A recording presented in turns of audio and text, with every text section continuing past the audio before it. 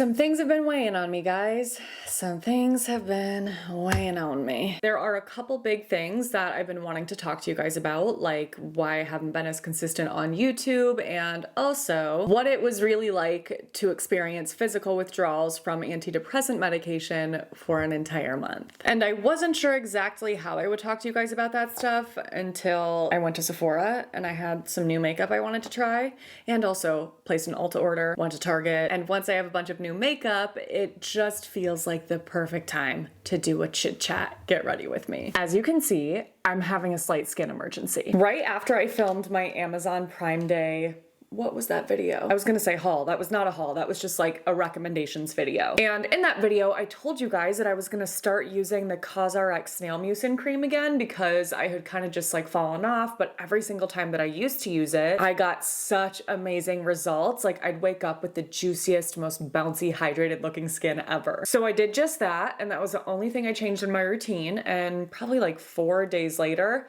my skin erupted. And I was so upset because I have definitely seen comments from people just throughout the years saying that that product makes them break out. And I've always been like, dang, that sucks. I've never had that issue. But for whatever reason, now I have that issue. And I can basically tell right away when it's a product that's causing me to break out because I will have breakouts in spots that I never normally get them. And that is exactly what happened this time around. I got one right in the center of my eyebrows. I got them all over my cheeks, like up here. And those are just not places that I normally break out. Thank goodness it's already looking so much better just a few days later because of my apostrophe prescription. So I am going to give you guys a quick rundown on apostrophe because this portion of the video is kindly in partnership with them. I'm so grateful to them that they want to continue to work with me, especially here on YouTube. So let me tell you a little bit about apostrophe and why I love it so much, and then we will jump back into the rest of the Get Ready With Me. Look at how much better my skin looks already, just 2 days later. So I filmed that Get Ready With Me 2 days ago, have of course been using my apostrophe since, and look at how much better this already looks. I talked to you guys about this in a video that I think I posted like 2 years ago now, where I shared things that I wish I knew about tretinoin sooner. And in that video, I was talking about the fact that it used to take me weeks to recover from a breakout. Like I would see signs of a breakout coming underneath my skin, but it would take probably like a week for it to even fully emerge. Then I would have the breakout for a couple of weeks, and after that be left with a dark spot that took at least a week, if not longer, to go away. A lot of the times it was a lot longer than that. But using tretinoin is something that has sped up that process so much for me. Like this would have never improved this much in just a couple of days before. So I'm getting a bit ahead of myself here because I need to explain to you how I get access to tretinoin in the first place, and that is through Apostrophe. So Apostrophe is an online platform that connects you to an expert dermatology team and provides access to oral and or topical prescription medications. And my prescription is topical, and how I get access to tretinoin. So this has 0.1%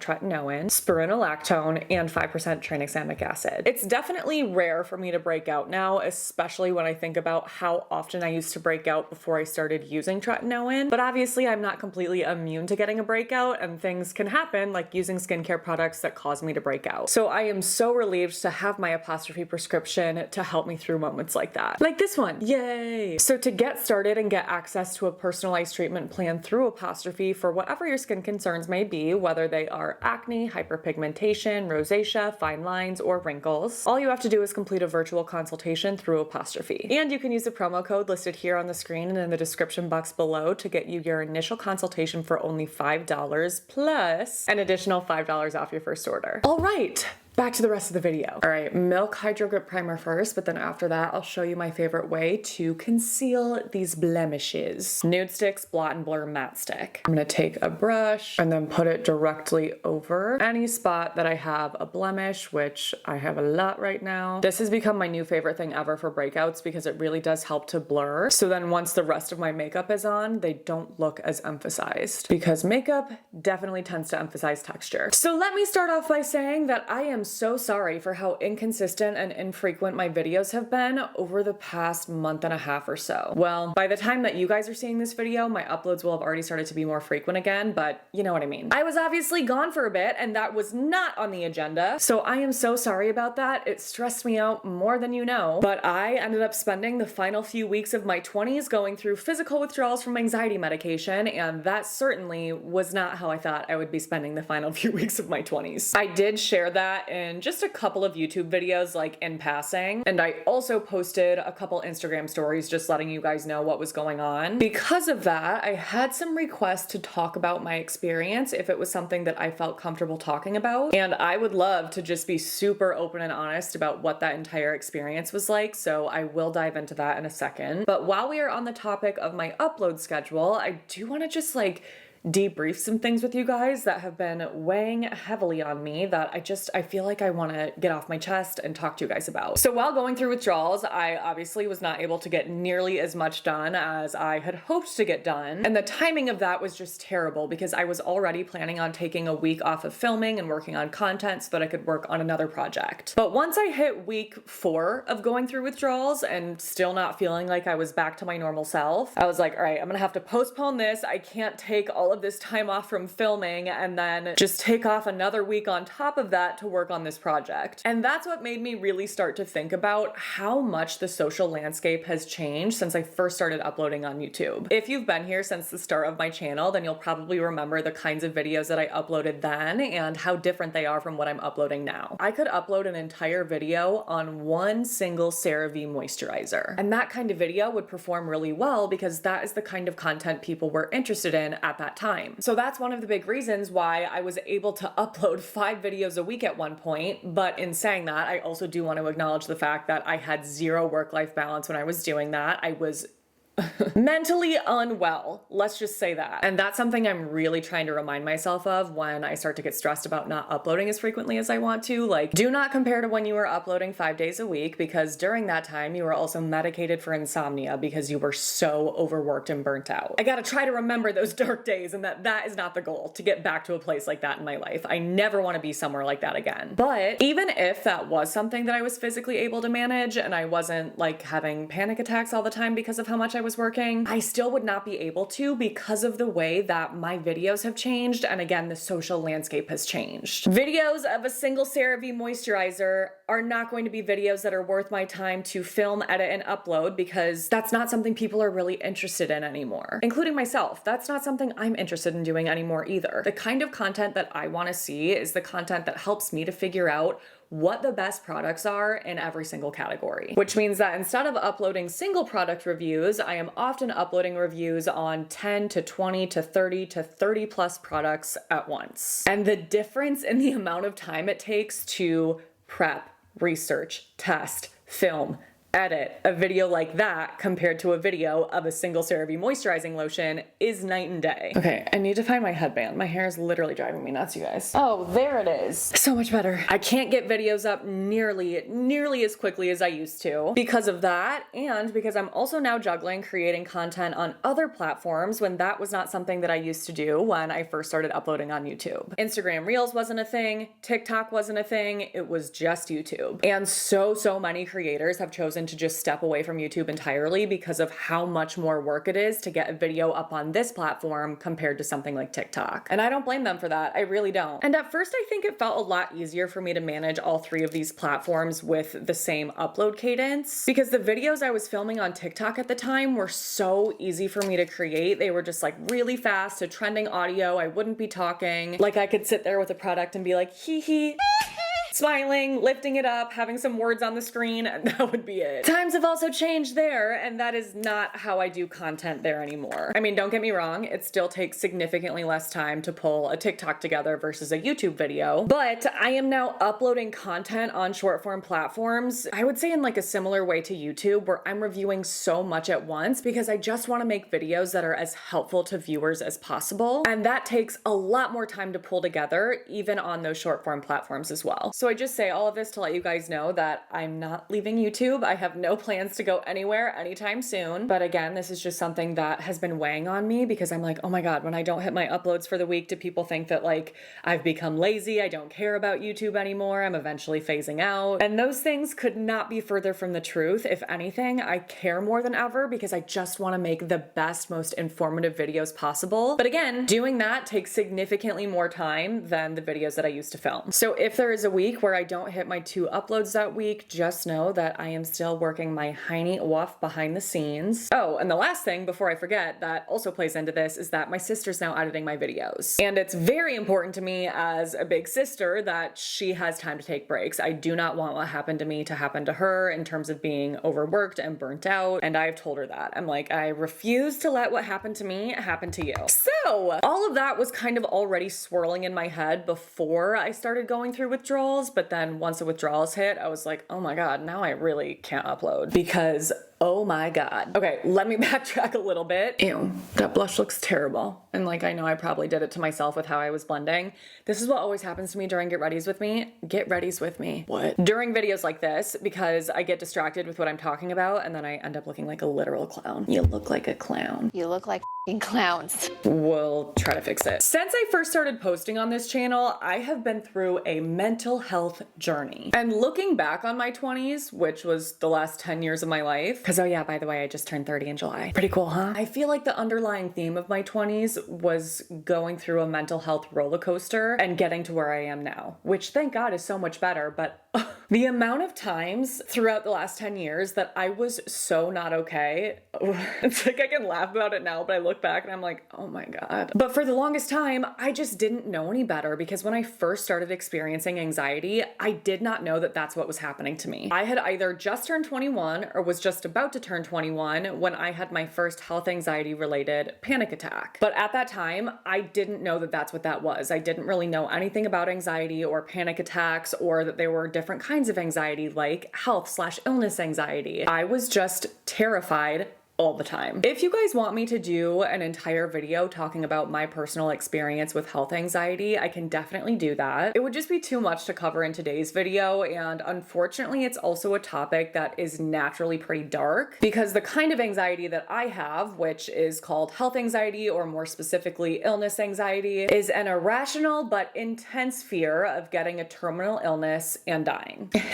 Dark. So yeah, I think we can skip the nitty-gritty of all of that in today's video, but it was something I started dealing with in my very early 20s, and it was something that was kind of cyclical for me over the past 10 years. I would have periods of my life where I was really dealing with it intensely, then it would kind of go away and it wasn't something I was dealing with anymore, and then eventually it would come back. And eventually, after several years of dealing with that, I started to realize what anxiety and health anxiety specifically were, and that that's what I was dealing with. But by the time that I really came to terms with that, it was starting to fade away. And so there was never a question of being medicated at that point. Like it wasn't really something I felt like I had to consider because I just kind of stopped dealing with it so heavily. For the several years after that, where I was not obsessively focused on my health and getting terminal illnesses, I definitely had other struggles with my mental health. I forgot to put my favorite eye drops in. So like I mentioned earlier, I was medicated for insomnia because I was so overworked and stressed out and burnt out that I could not fall asleep at night. I also was just going through a lot and really struggling because of the relationship I was in at that time in my life. So that was another big source of stress and anxiety for me. But again, it never quite got to the point where I felt like I need to be on medication for anxiety. After that is when I went through the breakup. I moved away from all of my family and most of my close friends and moved from Minneapolis to Chicago. Became the most isolated I've ever been in my entire life. And when I say that, I really do mean that. I would have stretches of time for like 2 weeks at a time where I would not interact with a single other person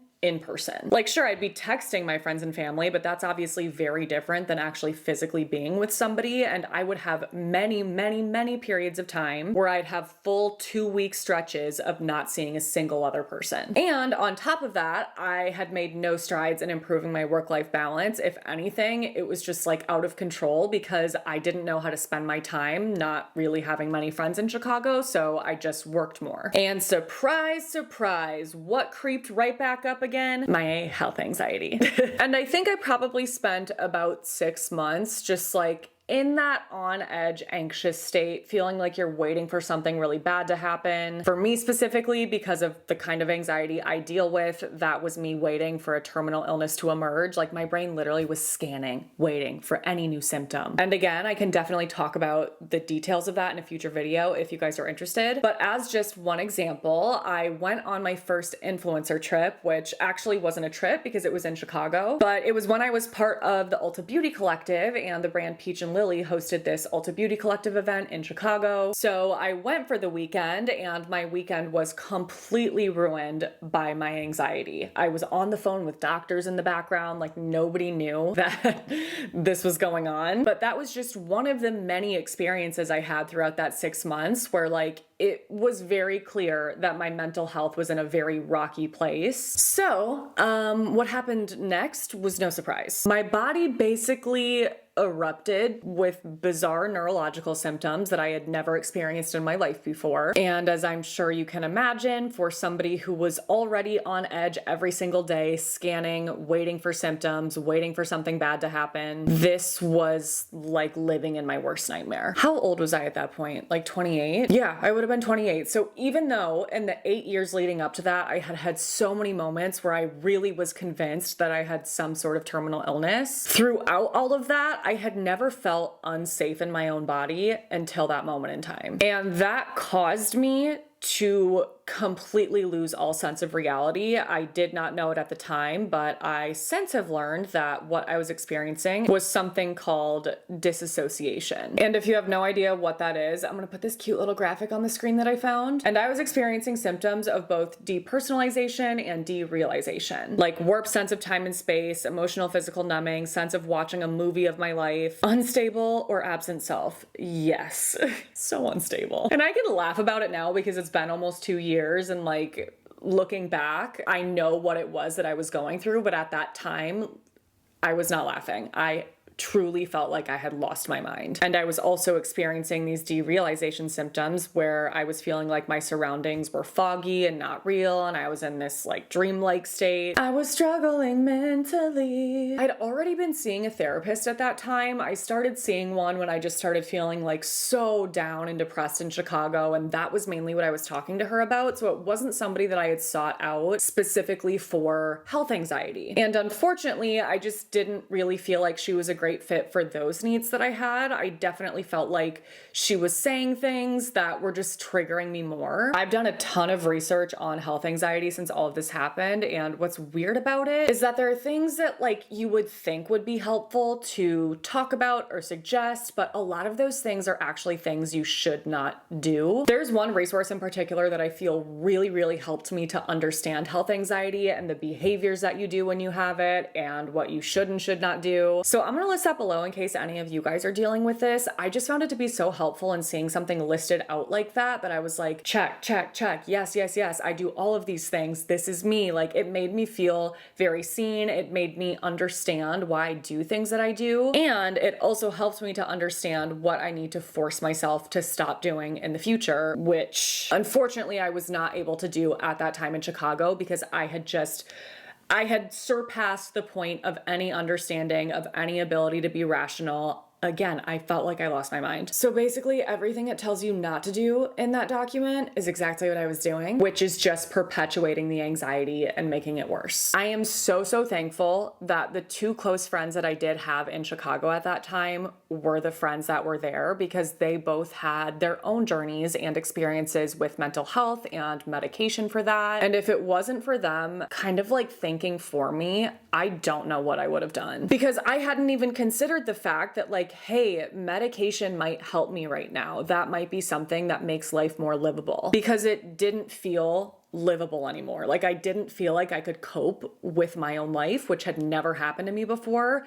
I was getting in bed at 6 o'clock at night just so that I didn't have to be awake anymore. Like that's how unable I was to handle my own reality. So thank God for those 2 friends, because in talking to them, I think they could just like see where I was at and that I really needed help.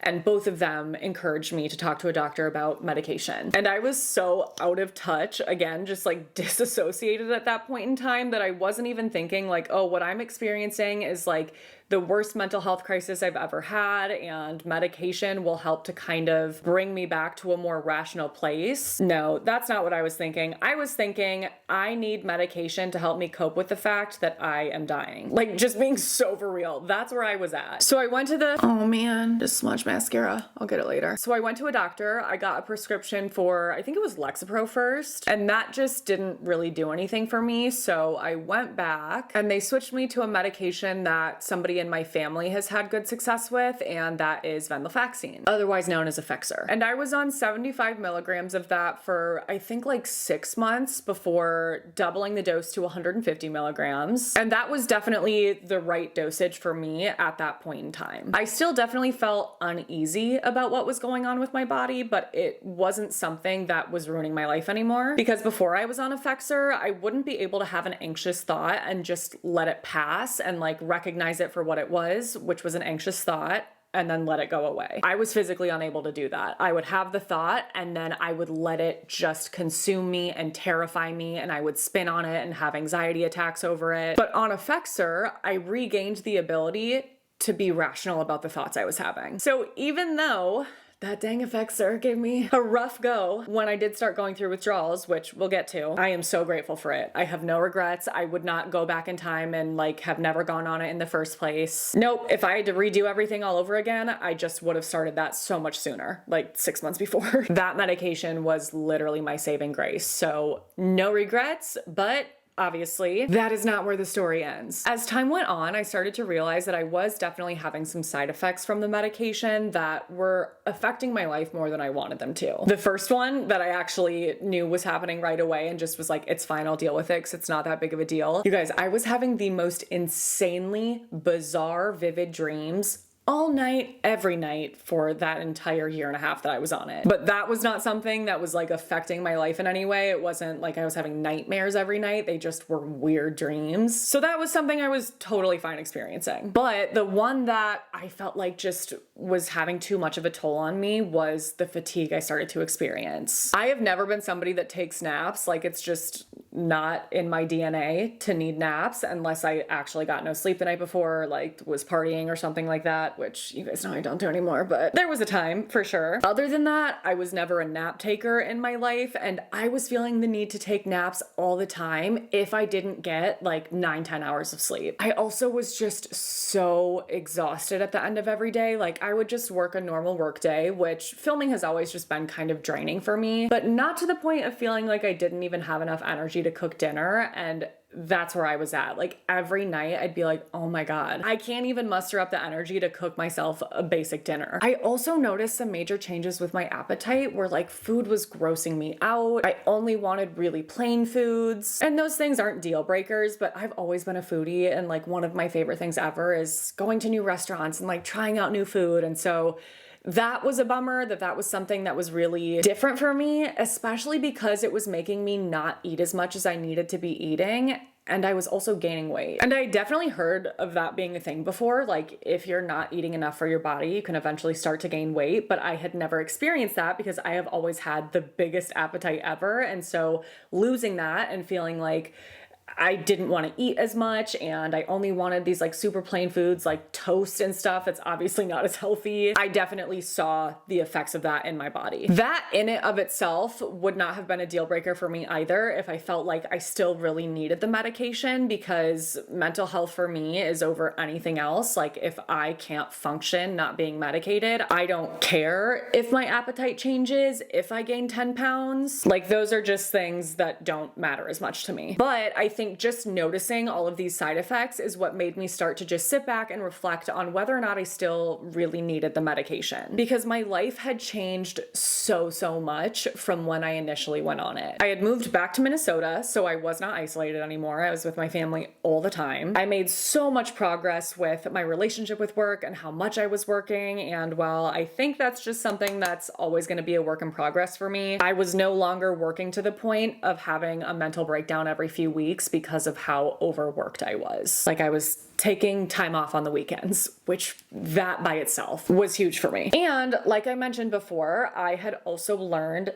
so much about health anxiety. I definitely tried to see a lot of different therapists, but unfortunately, I just never was able to find the right fit for me. Not that I wasn't able to accomplish other things in sessions with them, because I definitely was, but when it specifically came to understanding health anxiety, I kind of just started to feel like I was on my own, meaning that I felt like I really had to do the research to understand this condition and understand the things that could help me to get better, understand the things that would make it worse. So in the process of me being prescribed medication and then adjusting to the meds and then increasing the amount I was on. Throughout all of that, I feel like I was also building this toolkit to help me to cope with this in the future, knowing that it's not something that I'm just cured of ever. So after talking through all of that with my doctor, we both agreed that it would be a good time for me to try decreasing my dose, and then if that went well, eventually tapering off. So she took me from 150 milligrams back down to 75, and I lived there for about a month. I didn't experience any bad withdrawal symptoms during that transition. I definitely had a couple days of just feeling like a bit off, a bit foggy, a bit tired, but that was basically it. And then I feel like I was back to feeling normal. But more importantly, I had no increase in anxiety symptoms. Like that did not change at all. I still was feeling completely fine. So at that point, my doctor prescribed me 37.5 milligrams of Effexor, which is not a therapeutic dose. It's just the amount used to help you to taper off so you don't deal with side effects. So I was on 37.5 milligrams for about 2 weeks, and then that was it. I was done with the taper off process. I could stop. And again, throughout that 2 weeks, I would say I probably also had a couple of days where I felt a bit foggy and tired and just off from decreasing the dose. But other than that, no major concerns, no change in feelings of anxiety. So I was like, I'm so good. I can stop. I made it. Okay, I guess that was easy. Wrong. Within the first few hours of me not taking the medication anymore, I started to get brain zaps. That was something that I was familiar with because one time several months ago, I forgot to take my medication. I got brain zaps for the first time, so I knew exactly what that felt like. For those of you that have never experienced it, don't know what brain zaps are, I have seen it described as an electrical like shock in your brain. It's not something for me that was painful, so I don't know if shock's the right word. I feel like it was more like a jolt. I literally just felt like my brain was being jostled around in my head. Like, you know those arcade games from back in the day? It's called pinball, where you're literally like bouncing the ball back and forth off of things. It was like that, but that was my brain. And I learned that brain zaps are triggered by eye movements, which meant that anytime I literally just like looked to the side, I would get that jolt. And they were super intense for probably like 2.5 weeks, to the point where I would take a step and have to like stop and close my eyes because it just was, as you can imagine, very disorienting. After the 2.5 weeks, it started to get significantly better. And then by the, I would say 4-week point from when I had last taken my last dose, I didn't have brain zaps anymore. About like 24 hours after taking my last dose is when the flu-like symptoms kicked in. Quick interruption to say, I have never been a fake freckle kind of girl. I felt inspired to test it out. It's gonna look a mess. Give me some time to practice it because this is only my second time doing it. So like, I need to get the hang of it. So the flu-like symptoms for me were, like I said, give me some time. The flu-like symptoms for me were things like extreme fatigue. Like not only did I feel super tired, my body just felt leave me alone. My body just felt so fatigued. I was extremely nauseous. I had really severe headaches. At night, when I would lay down to go to bed, I would get, it kind of was like brain zaps in my feet and legs. Like I would get these weird electrical jolty sensations in my feet and legs while I was trying to fall asleep. This looks so bad. Let's see if I can fix it by like putting stuff over it. I have faith in my ability to fix this up.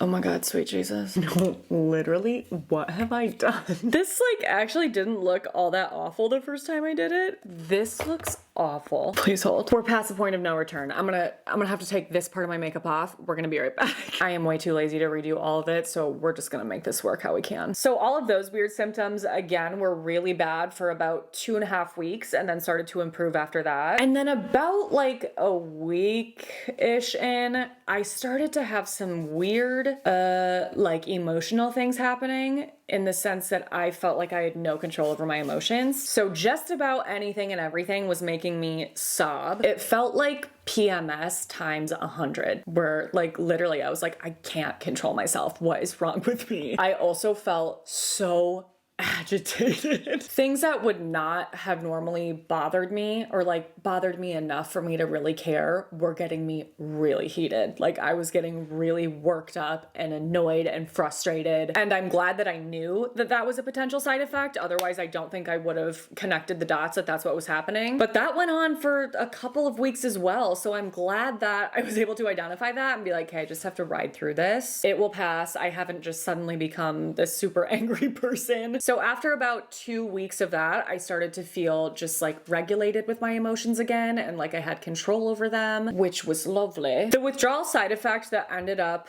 lingering the longest for me and also being the most frustrating was really intense brain fog and disorientation, which was the major reason why I wasn't able to film because I literally felt like my mouth and my brain were not connected. I tried to sit down and film so many times and I would just have to turn off the camera and get up because it wasn't working. And I was just constantly doing really dumb things. Like I would sit down to try to send over footage for my sister to edit, and to do that I just have to drag my files over to Google Drive, but instead I would type Google Drive into Google and then just sit there and like stare at the search results, not understanding why that didn't upload my videos to Google Drive. Like it just was the most confusing, disorienting experience. And that not only lasted for weeks, but this like groggy, foggy feeling lasted for basically the entire month as well. Like, you know, when you take a nap and wake up at the wrong point in your sleep cycle and feel so like confused and like, what year is it? That is exactly how I felt all day, every day for about an entire month. So that was definitely the worst part of this whole experience for me because I didn't feel like myself. I had no energy levels and it just seemed like it was never ending. Like it literally was never gonna stop. I was like, oh my God, am I ever gonna feel normal again? Like even 3 weeks into experiencing that, I had a day where I was planning to film because I was like, I can't just not work. Like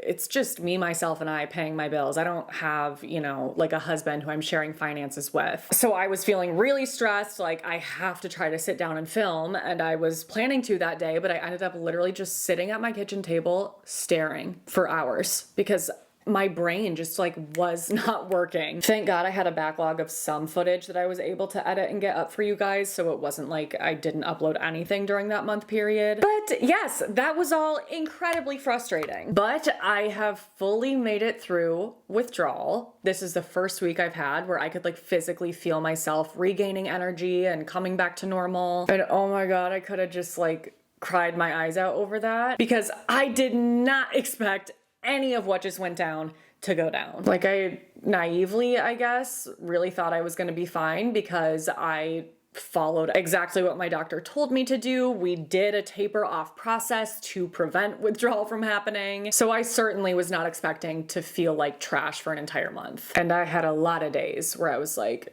do I just start taking this medication again? Like, I can't function. But I didn't, and I made it through, and oh my God, am I glad to be on the other side. This is what happens when I film Get Ready With Me.